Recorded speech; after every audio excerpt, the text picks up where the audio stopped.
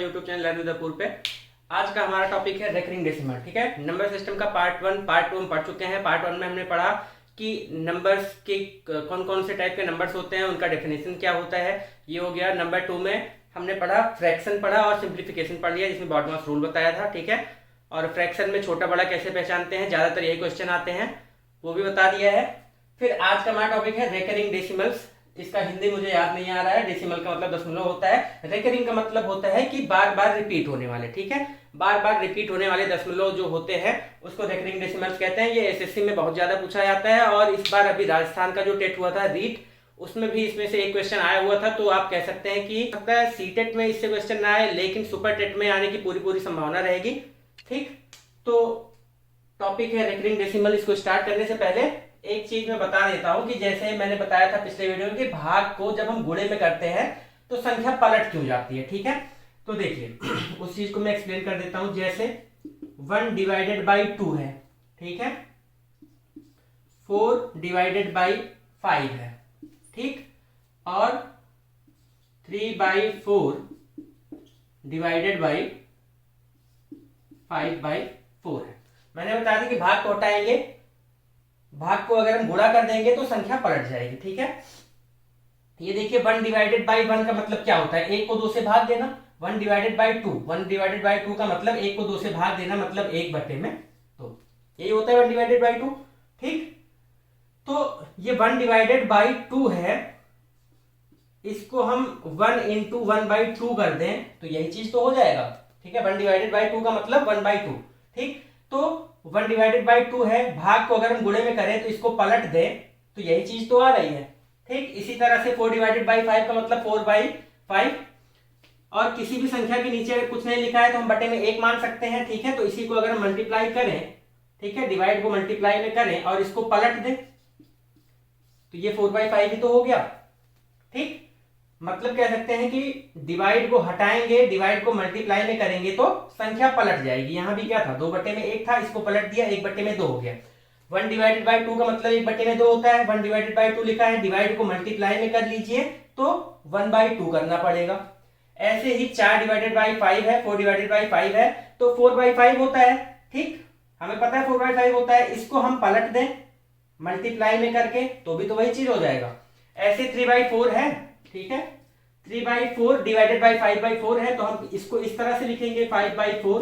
ठीक, 3 बाई 4 को हम भाग दे रहे हैं 5 बाई 4 से। ठीक है, ये हो रहा है। अब हमें पता है ये बटे में बटा जब होता है तो नीचे वाला ऊपर चला जाता है और इन दोनों का आपस में मल्टीप्लाई हो जाता है।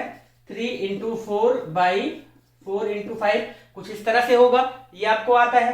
ठीक, तो ऐसे ही क्या होगा कि अब इसको बटे में बटा करके देख के थोड़ा सा डर लग जाता है, तो इसलिए हम क्या करते हैं, भाग को गुणे में बदल देते हैं और संख्या को पलट देते हैं। ठीक है, भाग को आप गुणा कर दीजिए और इसको पलट दीजिए तो ये 4/5 हो जाएगा। देखिए अभी भी ये 3/4, 3 गुणे 4 बटे में 4/5 था, यहाँ भी ये 3 गुणे 4 बटे में 4/5 है। तो समझ में आई थिंक आ गया होगा कि भाग को गुणे में क्यों करते हैं। ठीक, जैसे बटे में बटा करने पे ऐसा देखने में थोड़ा सा डर लगता है और कैलकुलेशन में मिस्टेक भी हो सकती है, तो हम क्या करते हैं, भाग को गुणे में कर देते हैं और संख्या को पलट देते हैं, क्योंकि क्या होता है, भाग करने के बाद संख्याएं पलट ही जाती हैं।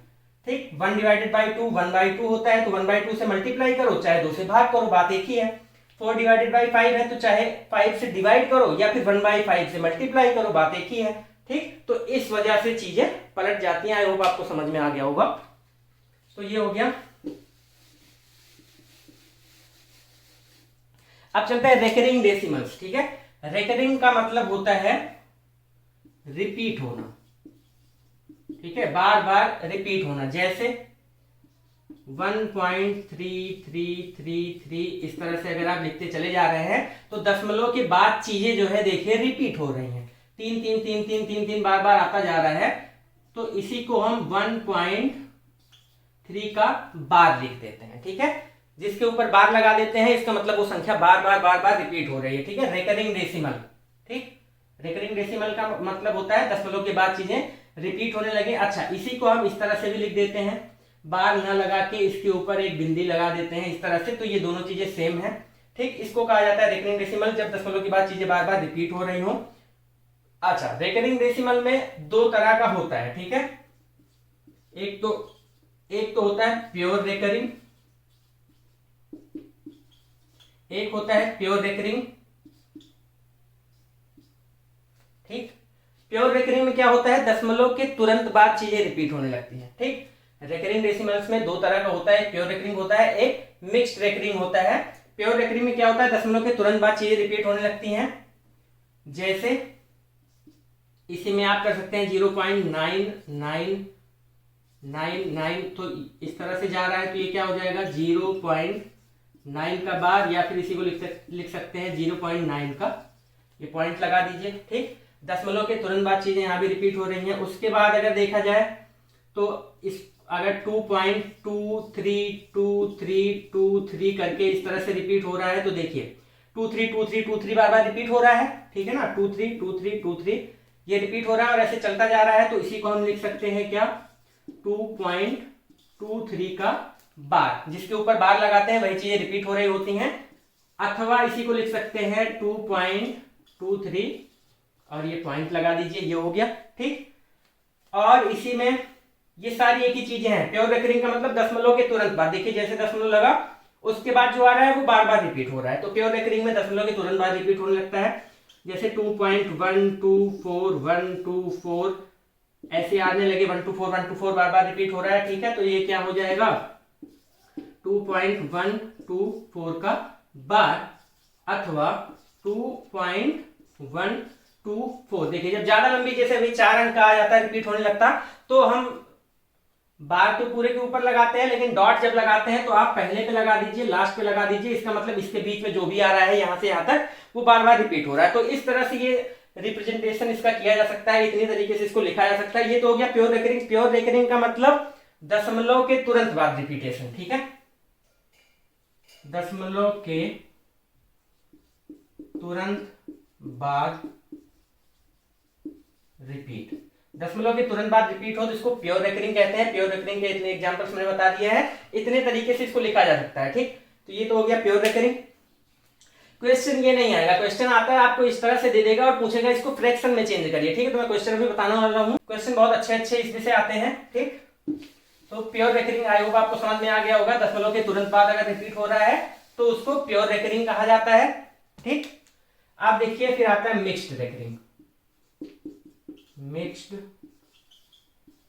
रेकरिंग,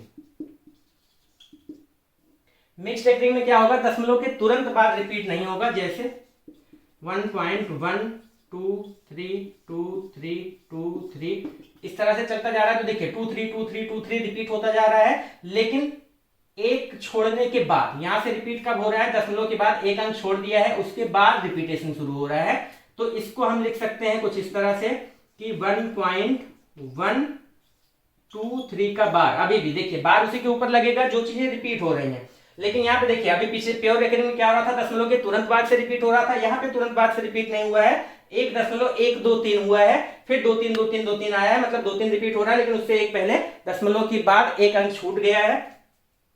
इसको हम लिख सकते हैं 1.123, ये डॉट लगा दीजिए इस तरह से।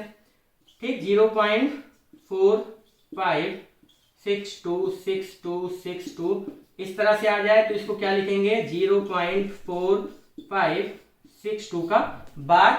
ठीक है, या फिर इसी को 0.4562 और ये दो बिंदी लगा दीजिए, इस तरह से हो जाएगा।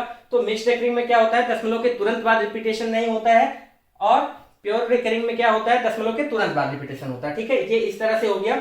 तो ये तो हो गया कि रेकरिंग डेसिमल्स कितने टाइप के होते हैं और उनको कैसे लिखा जाता है, ये आपको समझ में आ गया होगा। अब मैं बताने जा रहा हूं कि क्वेश्चंस किस तरह से आते हैं। ठीक है, इस पे क्वेश्चंस कैसे आते हैं। ठीक, पहला हम सीखेंगे प्योर रेकरिंग के लिए, केस 1 फॉर प्योर रेकरिंग। ठीक, सीधा सा इसमें बहुत ही सिंपल सा रूल है। ठीक है, फॉर प्योर रेकरिंग के लिए सीधा सा एकदम बेसिक सा रूल है, इसको आप यहीं पे लिखेंगे, तब आगे क्वेश्चन देखेंगे ताकि आपको आसानी से समझ में आ जाए। फॉर प्योर रेकरिंग मतलब दशमलव के अगर तुरंत बाद रिपीटेशन शुरू हो रहा है तो क्या करेंगे,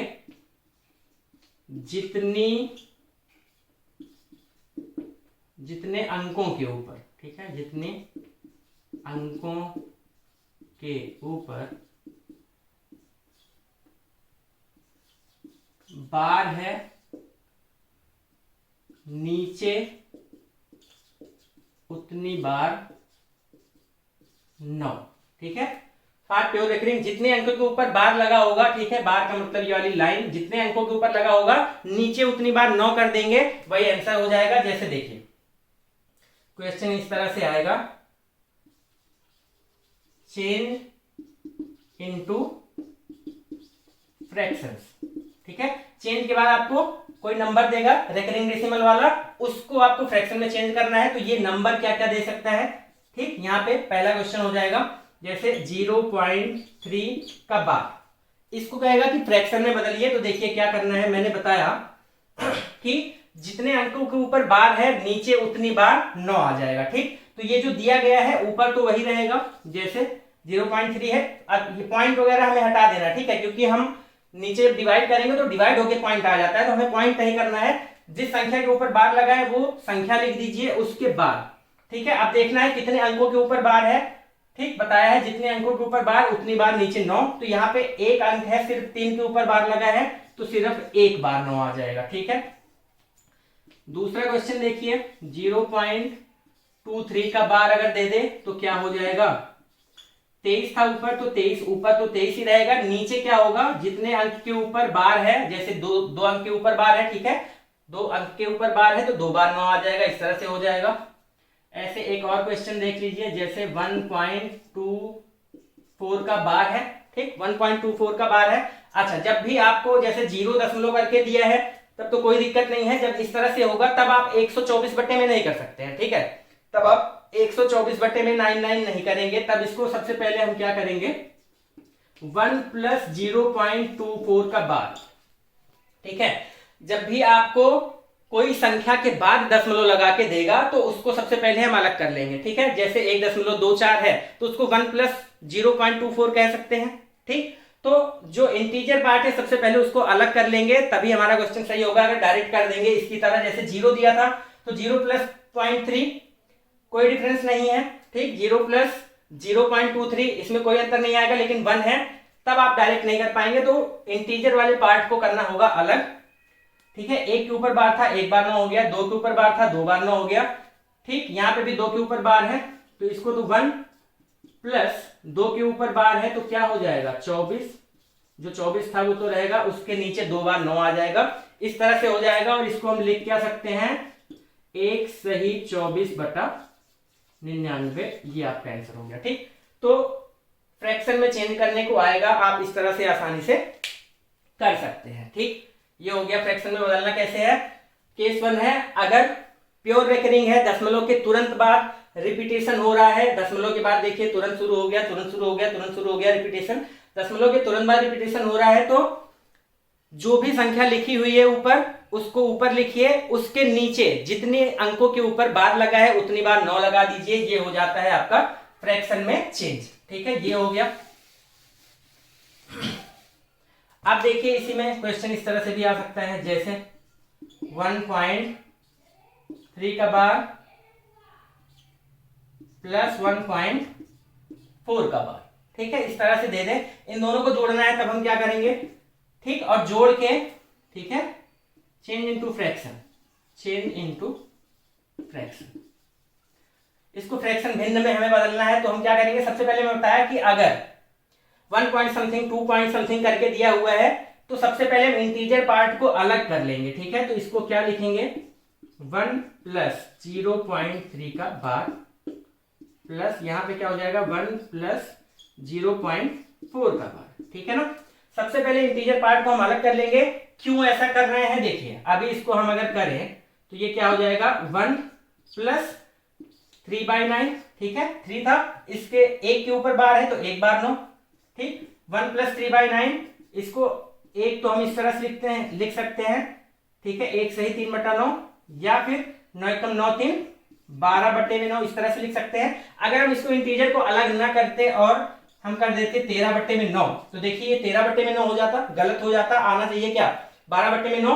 तो इसीलिए बता रहा हूं कि जब भी इंटीजर पार्ट में करके फिर दशमलव देगा तो पहले इंटीजर को हम अलग कर लेंगे, उसके बाद ठीक है, रेकरिंग डेसिमल को चेंज करेंगे फ्रैक्शन में। तो ये तो मैं समझाने के लिए बता रहा था। ये हो गया, हमें सॉल्व इसको करना है, तो ये क्या हो जाएगा प्लस, ये वाला क्या हो जाएगा 1 प्लस 4/9 हो जाएगा। ठीक है, अब यहाँ पे देखिए 1 को 1 से ऐड कर सकते हैं तो 2 हो जाएगा, प्लस 3/9 प्लस 4/9। ठीक है, इन दोनों को ऐड कर लीजिए, 4 3 7 बटे में 9।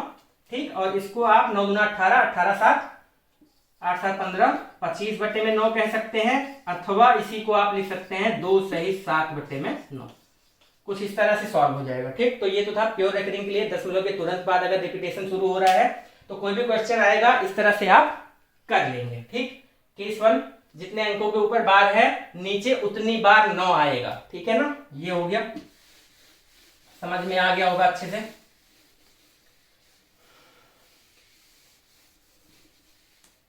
केस 2 क्या है, for mixed recurring. Mixed recurring क्या होता है, जैसे आपको 0.23232 इस तरह से दे दे, या फिर कह सकते हैं 0.232 का बार। देखिए यहाँ पे दशमलव के तुरंत बाद रिपीटेशन शुरू नहीं हुआ, एक छोड़ दिया उसके बाद शुरू हो रहा है, जिसको मिक्स्ड रेकरिंग कहते हैं। इसमें क्या होगा देखिए, इसके लिए भी लिख लेते हैं रूल। ठीक है, मिक्स्ड रेकरिंग में क्या होगा, इसमें भी ठीक है जितने के ऊपर बार नीचे उतनी बार 9। इसमें भी वो चीज रहेगा कि जितने के ऊपर बार लगा है नीचे उतनी बार 9 तो रहेगा ही, साथ ही साथ एक और चीज इसमें आ जाएगा कि जितने के ऊपर बार नहीं है, आगे क्या, इसको पीछे करिए, जितने के ऊपर बार नहीं है 9 के पीछे उतनी बार 0। ठीक है, मिक्स्ड रेकरिंग में क्या होगा, जितने के ऊपर बार नहीं है नीचे उतनी बार 9, उसके बाद जितने के ऊपर बार है नीचे उतनी बार 9, उसके बाद जितने के ऊपर बार नहीं है 9 के पीछे या 9 के बाद उतना बार हम 0 लगा देंगे। जैसे क्वेश्चन हो गया, इसको भी फ्रैक्शन में ही बदलना है, लिख नहीं रहा हूं मैं। क्वेश्चन है 0.232 का बार। ठीक, इसको फ्रैक्शन में बदलना है। मैंने क्या बताया कि ऊपर तो वही लिखना है जैसे ऊपर हम लिख रहे थे, ऊपर सेम चीज हमें लिखना है कि दशमलव के बाद जो भी लिखा हुआ है उसको एज इट इज उतार देना है। ये हो गया ऊपर, दशमलव लगाना नहीं है, दशमलव के बाद जो भी लिखा है एज इट इज ऊपर वही उतार देना है। उसके बाद ठीक एज इट इज उसको उतार देना है। उसके बाद जैसे बोला था पिछले में कि जितने के ऊपर बार लगा है उतनी बार 9 आएगा, तो जितने के ऊपर बार लगा है उतनी बार नीचे 9 आएगा। लेकिन अब जितने के ऊपर बार नहीं लगा है उतनी बार इसी में आगे हम 0 जोड़ देंगे। ठीक है, तो 2 के ऊपर बार नहीं लगा था, ठीक, एक अंक है जिसके ऊपर बार नहीं लगा है तो एक बार हमने 0 जोड़ दिया। एक तो मतलब ये हो गया, अभी भी ये पूरा नहीं हुआ है। फिर जितने के ऊपर बार नहीं लगा है, जैसे ये पूरा था, ठीक, जितने के ऊपर बार नहीं लगा है उसको हम इसमें से माइनस भी कर देंगे। ठीक, 2 के ऊपर बार नहीं लगा था तो इस पूरे में से हम इस 2 को घटा भी देंगे। अब जो आएगा वो हमारा आंसर हो जाएगा 230 डिवाइडेड बाई 990। आप इसको 0 से 0 काट सकते हैं, क्या आ जाएगा 23 बटे में 99। ये हमारा आंसर हो गया। ठीक, तो मिक्स्ड रेकरिंग में एक चीज ये ध्यान रखनी है कि अभी भी जितने के ऊपर बार रहेगा उतनी बार 9 आएगा, जितने के ऊपर बार नहीं है उतनी बार 0 हम बाद में लगा देंगे।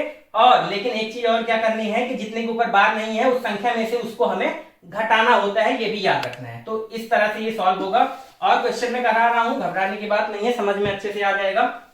जैसे अगला क्वेश्चन आप ले लीजिए, ठीक है, 1 सेकंड रुकिएगा,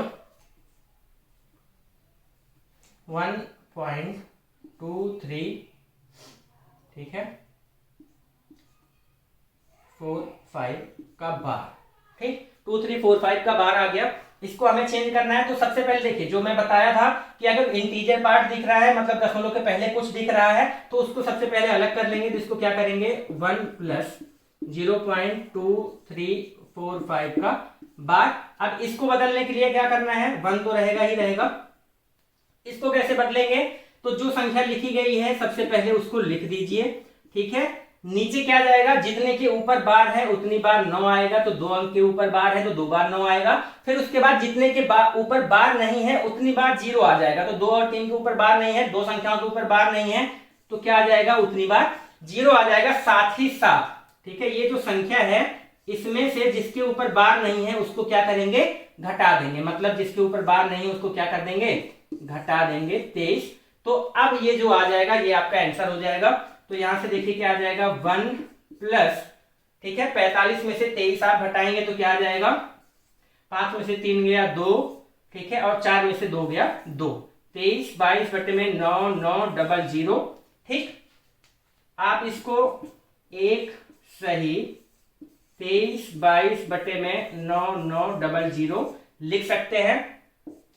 ये 0 है, ये डबल 0 है, इस तरह से लिख सकते हैं। देखिए यहां पे कुछ कट रहा हो तो आप उसको काटिए, ठीक है। जो जिस तरह से आपको आंसर दिया होगा ऑप्शन में उस तरह से आप इसको सॉल्व कर लीजिएगा, आगे इसको काट लीजिएगा। मैं बता रहा हूं तरीका कि कैसे करते हैं। तो ये हो गया।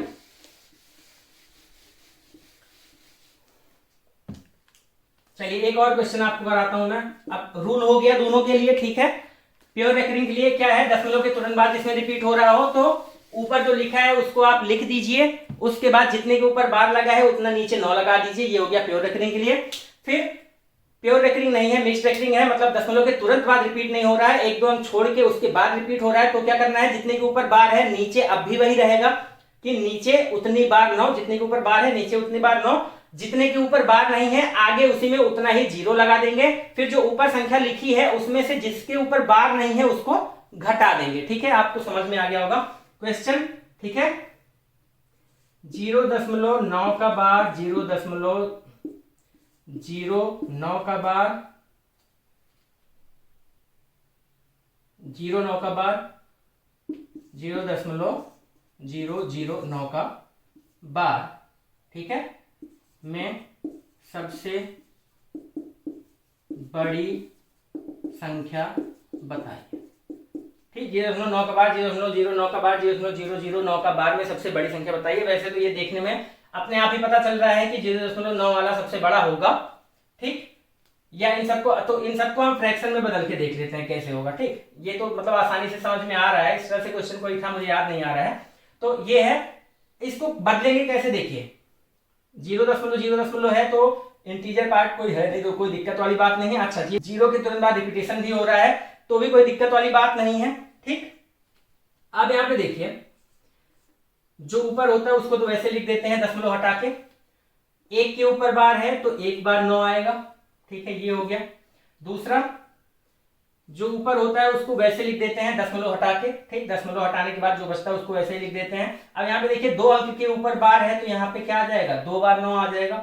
फिर उसके बाद देखिए यहाँ पे 3 अंक के ऊपर बार है, ठीक, तो नीचे क्या आ जाएगा, 3 बार 9 आ जाएगा। अब ये आगे वाले 0 का कोई मतलब नहीं है, इसको चाहे आप लिखिए चाहे ना लिखिए, लेकिन आगे वाले 0 का मतलब है यहाँ पे, मतलब 0 होने का क्या है कि यहाँ पे 2 बार 9 आया, यहाँ पे 2 आगे 0 था और मतलब 3 के ऊपर बार था तो यहाँ पे 3 बार 9 आया, ठीक है। इस तरह से मतलब बन रहा है। तो ये 9/9 क्या हो जाएगा, 1। कभी भी आपको 0.9 बार देके पूछ ले कि ये किसके बराबर है तो हमें पता है कि हम इसको भिन्न में कुछ इस तरह से बदलेंगे, 9 से 9 कट के 1 आ जाएगा। 0.9 बार की वैल्यू 1 के बराबर होती है, ये आपको याद रखना है, ये डायरेक्ट क्वेश्चन पूछा जाता है कभी कभी, ठीक। तो यहाँ पे सबसे बड़ा क्या हो जाएगा, ये 1 है, फिर ये 9/99 है और ये 9 में और बड़ी संख्या दी गई है और छोटा हो जाएगा तो सबसे बड़ा ये, उससे छोटा ये, उससे छोटा ये, इस तरह से हो जाएगा।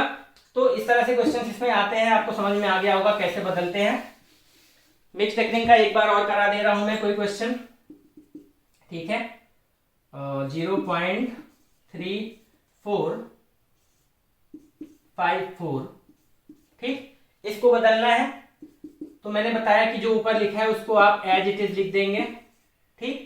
फिर उसके बाद जितने के ऊपर बार है उतनी बार 9 लिख देंगे, 2 के ऊपर बार था 2 बार 9 लिख दिया। फिर जितने के ऊपर बार नहीं है उतनी बार 0 भी लिखेंगे, ठीक। तो इन दोनों के ऊपर बार नहीं है तो 2 बार हमने 0 लिख दिया। फिर उसके बाद क्या करेंगे, ये जो पूरा नंबर है, ये जो पूरा नंबर है इसमें से ये वाला जो पोर्शन है जिसके ऊपर बार नहीं है उसको हम क्या कर देंगे, माइनस कर देंगे, और यही हमारा आंसर हो जाएगा। तो ये क्या हो जाएगा 34, 54 में से 34 घटा देंगे तो आ जाएगा 20 बटे में 9900, एक जीरो से एक जीरो कट जाएगा, ये आ जाएगा 342 डिवाइडेड बाई 990। अब ये और भी कट जाएगा, मैं काट नहीं रहा हूं, ठीक है, आपको पेपर में जो भी आंसर दिया रहेगा उस हिसाब से आप काट पीट के सॉल्व कर लेंगे, बाकी मैं इसी पे छोड़ दे रहा हूं। इस तरह से इसको सॉल्व किया जाता है। रेकरिंग डेसिमल आई होप आपको समझ में आ गया होगा, इससे ज्यादा इसमें कुछ नहीं आता है। और क्योंकि ये रीट में क्वेश्चन पूछा जा चुका है तो आप कह सकते हैं कि आपके सीटेट में हो सकता है ना आए भले, लेकिन सुपर टेट में जरूर आ जाएगा, तो आप इसको अच्छे से पढ़ के याद रखिएगा। अब हम बात करेंगे नंबर ऑफ फैक्टर्स, ठीक है। अब अगला पार्ट हमारा है how to find total number of factors, total number of factors of given number, ठीक है। कोई नंबर n हमें दिया गया है, उसके कुल कितने फैक्टर्स हो सकते हैं हमें ये बताना है, ठीक है। How to find total number of factors of given number n, कोई भी नंबर हमें दिया गया है उसके कितने फैक्टर्स हो सकते हैं। सबसे पहले हम फैक्टर्स जानेंगे क्या होगा। फैक्टर्स का मतलब होता है गुणनखंड। गुणनखंड की परिभाषा क्या हो जाएगी, किसी दी गई संख्या n को, ठीक है, डिवाइड करने वाली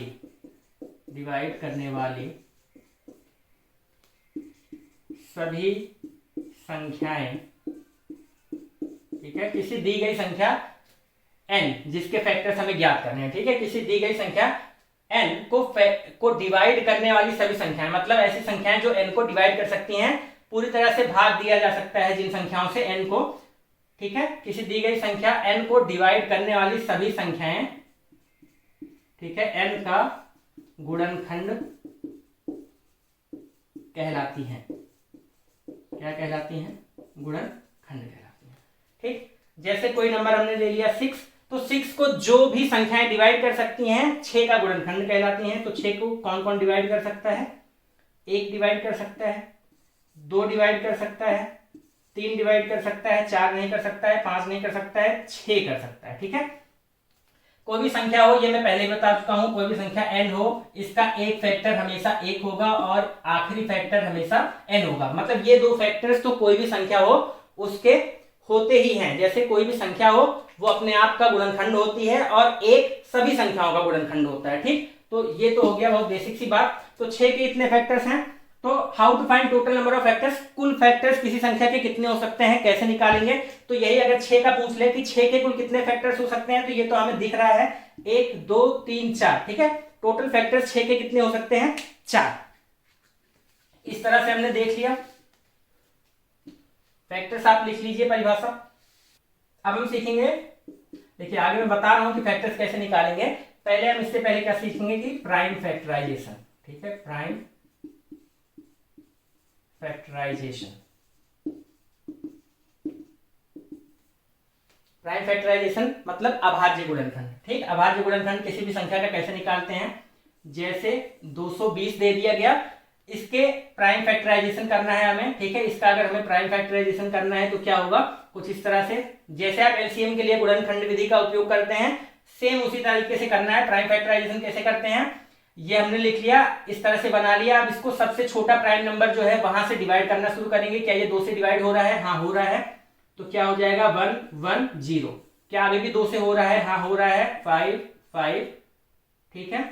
फिर उसके बाद क्या 2 से हो रहा है, नहीं हो रहा है, 3 से हो रहा है, नहीं हो रहा है, 4 से हो रहा है, नहीं हो रहा है, 5 से हो रहा है, हाँ 5 से हो रहा है। तो 5 से काटेंगे तो क्या आ जाएगा 11, और 11 से काटेंगे तो 1।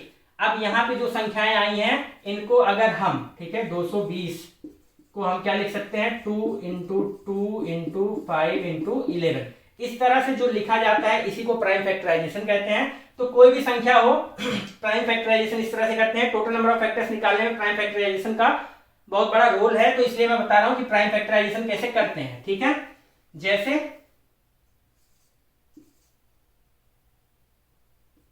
500 कोई नंबर है, इसका प्राइम फैक्टराइजेशन करना है, क्या करेंगे, 2 से काटेंगे 250, 2 से काटेंगे 125, ठीक है, 3 से काटेंगे 5 से कटेगा अब ये 5 2 10, 5 5 25, फिर 5 से कटेगा 5 5 25, फिर 5 से कटेगा 1, ठीक है। तो 500 को हम क्या लिख सकते हैं, 500 को क्या लिख सकते हैं, क्या हो जाएगा 2 गुणे 2 गुणे 5 गुणे 5 गुणे 5, या फिर इसी को हम लिख सकते हैं 2 की पावर 2 और 5 की पावर 3, क्योंकि 2 बार 2 है और 5 3 बार है, तो हम इसको 2 की पावर 2 और 5 की पावर 3 लिख सकते हैं। ऐसे ही 220 को क्या लिख सकते हैं, 2 की पावर 2 इंटू 5 इंटू 11, पावर में 1 लिखो या ना लिखो कोई दिक्कत नहीं है, ठीक।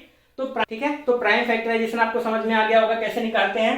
फैक्टर क्या होता है ये भी आपको पता चल गया है, ठीक है। फैक्टर क्या होता है कि किसी भी संख्या को डिवाइड करने वाली संख्याएं उस संख्या का फैक्टर्स कहलाते हैं, गुणनखंड कहलाते हैं, ठीक है। प्राइम फैक्टराइजेशन कैसे करते हैं, अभाज्य गुणनखंड इस तरह से हम निकाल लेते हैं, तो प्राइम फैक्टराइजेशन आपको आ गया। अब देखिए टोटल नंबर ऑफ फैक्टर्स कैसे निकालेंगे, ठीक। टोटल नंबर ऑफ फैक्टर्स के लिए मैंने अलग से एक वीडियो बनाई हुई है, ठीक है। जो लोग नए जुड़े हैं मेरे साथ, मैं पहले भी वीडियो कुछ बना रहा था, तो मैंने बीच में एक अलग टॉपिक, अभी क्या है एकदम सीक्वेंस में चल रहे हैं टॉपिक वाइज लाइन से, ठीक है। उस टाइम में क्या इंपॉर्टेंट टॉपिक्स जो हो रहे थे उस टाइप के उन टॉपिक्स पे अलग से वीडियो बना रहा था, तो मैंने टोटल नंबर ऑफ फैक्टर्स कैसे निकालते हैं उस पर अलग से वीडियो बनाई हुई है, एकदम डिटेल में, बहुत ही बेहतरीन तरीके से बताया हुआ है, एकदम डिटेल में, एकदम बेसिक से कि कैसे क्या होता है, ठीक है। तो यहाँ पे मैं थोड़ा सा डायरेक्ट बता दूंगा, क्योंकि आपको यूज वही डायरेक्ट वाला मेथड करना होता है, बहुत ज्यादा डिटेल में जाने की जरूरत नहीं है, वो तो समझने के लिए मैंने बताया था। तो कोई भी नंबर जैसे 6 का कहा गया, तो 6 का तो हमें पता चल गया, 1 है 2 है 3 है, ठीक है, उसके बाद 6 है, और इसको हम गिन भी सकते हैं, टोटल फैक्टर्स कितने हो गए 4, ठीक। ऐसे ही आपको 10 का कह दिया जाए तो हमें पता है 1 है 2 है, 3 से नहीं होगा, 4 से नहीं होगा, 5 से हो जाएगा, फिर उसके बाद 6 7 8 नहीं होगा, 10 से हो जाएगा, इसके भी फैक्टर्स कितने हो गए 4, ठीक। लेकिन अभी कोई बड़ा नंबर दे दे, ठीक, 6 का था हमने देख लिया, आसानी से पता चल गया, 10 का था देख लिया, आसानी से पता चल गया, गिन भी लिया कि 4 फैक्टर हो गए। कोई बड़ा नंबर दे दे, जैसे अभी 60 ले लीजिए, ठीक, कोई बड़ा नंबर दे दे, 60 दे दिया, तब क्या करेंगे, तो देखिए 60 किससे किससे कटेगा, 1 से कट जाएगा, क्योंकि 1 सभी संख्या का गुणनखंड होता है, 2 से हो जाएगा, 3 से हो जाएगा, 4 से हो जाएगा, 5 से भी हो जाएगा, 6 से भी हो जाएगा, 7 से नहीं होगा, 8 से नहीं होगा, 9 से नहीं होगा, 10 से हो जाएगा, ठीक है, 11 से नहीं होगा, 12 पंचे 60, 12 से हो जाएगा, 13 से नहीं होगा, 14 से नहीं होगा, 15 चौको 60, 15 से हो जाएगा, 16 से नहीं होगा, 17 से नहीं होगा, 18 से नहीं होगा, 19 से नहीं होगा, 20 से हो जाएगा, क्योंकि 20 या 60, ठीक है। फिर 20 के बाद 21 22 23 किसी से नहीं होगा, 30 से हो जाएगा, 30 के बाद सीधा 60 से हो जाएगा, ठीक। 60 के इतने सारे फैक्टर्स हो सकते हैं, सोचना पड़ता है, अब क्योंकि मैंने पहले से पढ़ा हुआ है तो मुझे जल्दी से आ गया, आपको थोड़ा और टाइम लगेगा, फिर इसको गिनना पड़ेगा, 1 2 3 4 5 6 7 8 9 10 11 12, ठीक है। टोटल फैक्टर्स क्या हो गए, कुल कितने गुणनखंड हो सकते हैं 12, इस तरह से क्वेश्चन आएगा। तो ये जो तरीका होता है इस तरीके से हो जाता है, बहुत ज्यादा लेंदी और बहुत ज्यादा लग जाता है टाइम, तो इसको निकालने का एक सिंपल सा ट्रिक होता है, वो मैं आपको बता दे रहा हूं, ठीक है। पहले मैं बेसिक बता दे रहा हूं, जैसे कोई नंबर है n, इसको हम प्राइम फैक्टर्स में तोड़ेंगे। प्राइम फैक्टर्स में कैसे तोड़ेंगे मैंने बताया था, प्राइम फैक्टर्स में कैसे तोड़ेंगे, हाँ प्राइम फैक्टर्स में तोड़ेंगे। उसके बाद जैसे मान लीजिए ये आ गया a की पावर p इंटू b की पावर q इंटू c की पावर r, कुछ इस तरह से ये मल्टीप्लाई में आ गया। जैसे अभी आपका 60 को तोड़ोगे तो ये क्या आ जाएगा, 2 दूना 4 या 12 पंचे 60, ठीक है, 2 की पावर 2 3 की पावर 1 5 की पावर 1, कुछ इस तरह से आ जाएगा प्राइम फैक्टर करने पे, ठीक। तो कोई भी संख्या होगी जब हम प्राइम फैक्टर करेंगे कुछ इस तरह से आ जाएगा, a की पावर p b की पावर q c की पावर r, इस तरह से आ जाएगा। तो टोटल नंबर ऑफ फैक्टर्स कैसे निकालेंगे, टोटल नंबर ऑफ फैक्टर्स, ठीक। टोटल नंबर ऑफ फैक्टर्स निकालने के लिए क्या करना है, सबके पावर में एक ऐड कर देना है। जैसे a की पावर p था तो p की पावर में एक ऐड कर दिया, b की पावर q था तो पावर में एक ऐड कर दिया, ठीक है, c की पावर r है तो पावर में एक ऐड कर दिया और इन सब का मल्टीप्लाई कर दीजिए, उसी से आंसर आ जाता है। ठीक है, तो टोटल नंबर ऑफ फैक्टर्स निकालने का तरीका क्या है, अगर कोई नंबर n है उसको प्राइम फैक्टराइजेशन करने पे इस तरह से लिख सकते हैं। ठीक, प्राइम फैक्टराइजेशन करने पे इस तरह से जब वो आएगा तो पावर में सबके एक एक ऐड करके गुणा कर देना है, उसी से हमें टोटल नंबर ऑफ फैक्टर्स मिल जाएंगे। तो ये आप फॉर्मूला लिख लीजिए। उसके बाद आपका इसको मैं यूज दिखा दे रहा हूं, इसको आप रोक के लिख लीजिए। अब यहां पे देखिए जैसे 60 ही है, ठीक, 60 मैंने बताया, तो 60 को मैंने क्या लिखा था, 2 की पावर 2, 3 की पावर 1 और 5 की पावर 1। मैंने क्या बताया कि पावर में सबके एक एक ऐड करिए। ठीक, क्या हो गया, ये 3 हो गया पावर में, यहाँ पे 2 हो गया और यहाँ पे क्या हो गया 2। ठीक है, 3 दूना 6 दूना 12, टोटल नंबर ऑफ फैक्टर्स क्या आ गए 12। अभी मैंने जब लिख के गिन के बताया था तब भी क्या आया था 12। तो इस तरह से देखिए बहुत ही आसानी से 12 अपने आप तुरंत आ गया। ठीक, तो टोटल नंबर ऑफ फैक्टर्स कैसे निकालना है, प्राइम फैक्टर्स में तोड़िए, पावर जो भी आ जाता है पावर में एक एक ऐड कर दीजिए और पावर का मल्टीप्लाई कर दीजिए, उसी से आपका आंसर आ जाएगा। ये हो गया। ऐसे ही 220 के लिए अगर हम करें, ठीक, 220 को क्या लिखेंगे, 2 दूना 4, ठीक है, 5 20 और 11 दूना हो जाएगा 220। ठीक है, ये आ जाएगा। अभी मैंने किया था 220 का, कुछ यही आया था शायद, तो ये आ जाएगा 2 की पावर 2, 5 की पावर 1 और 11 की पावर 1। इस तरह से हो गया। a की पावर p, देखिए a की पावर p, b की पावर q, c की पावर r, इस तरह से हो गया। पावर में हमें एक एक ऐड करना होता है, यहाँ पे एक ऐड किया, यहाँ पे एक ऐड किया, यहाँ पे एक ऐड किया और उसके बाद जितना हो जाए उसी को मल्टीप्लाई कर देते हैं। तो ये क्या हो गया 3, ये क्या हो गया 2, ये क्या हो गया 2, इन सब का मल्टीप्लाई कर दीजिए, 3 दूना 6 दूना 12। 220 के भी कुल कितने फैक्टर्स हो जाएंगे 12। तो टोटल नंबर ऑफ फैक्टर्स आपको शायद निकालना आ गया होगा, अब समझ में आ गई होगी बात। इस तरह से हम टोटल नंबर ऑफ फैक्टर्स आसानी से बिल्कुल तुरंत ही निकाल सकते हैं। ठीक है,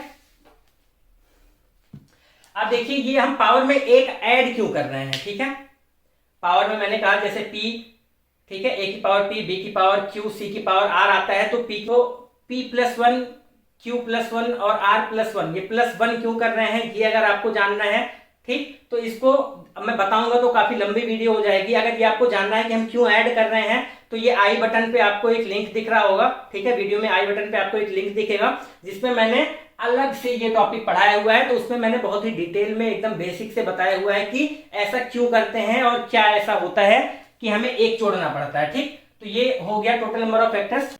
देखिए मैं इसमें अगर पूरा बताऊंगा तो अभी ये वीडियो काफी ज्यादा लंबी हो जाएगी, तो मैं बता देता हूं इसमें और क्या क्या पूछता है, और आप उसको ये आई बटन पे जो दिखा होगा आपको उस लिंक पे जाके वीडियो पढ़ लीजिए, तो टोटल नंबर ऑफ फैक्टर्स का कॉन्सेप्ट पूरा क्लियर हो जाएगा। इसमें क्या पूछता है कि इस फैक्टर्स वाले चैप्टर में आपको तो एक तो पूछेगा टोटल नंबर ऑफ फैक्टर्स। ठीक है, टोटल फैक्टर्स क्या होंगे, एक ये हो गया।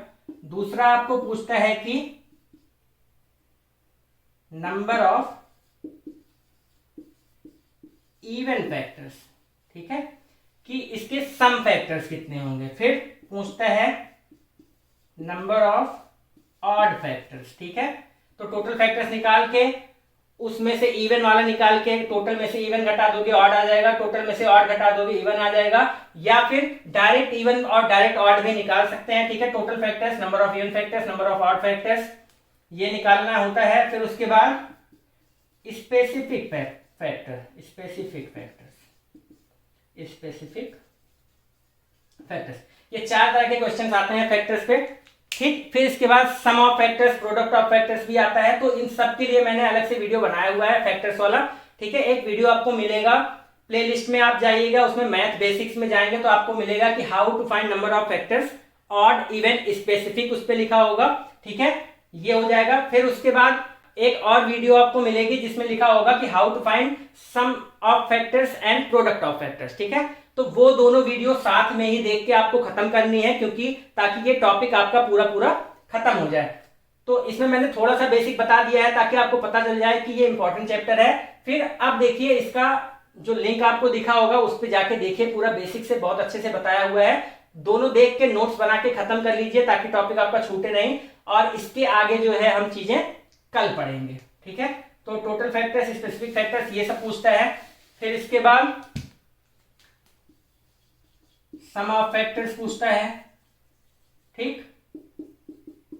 प्रोडक्ट ऑफ फैक्टर्स पूछता है, प्रोडक्ट ऑफ फैक्टर्स पूछता है।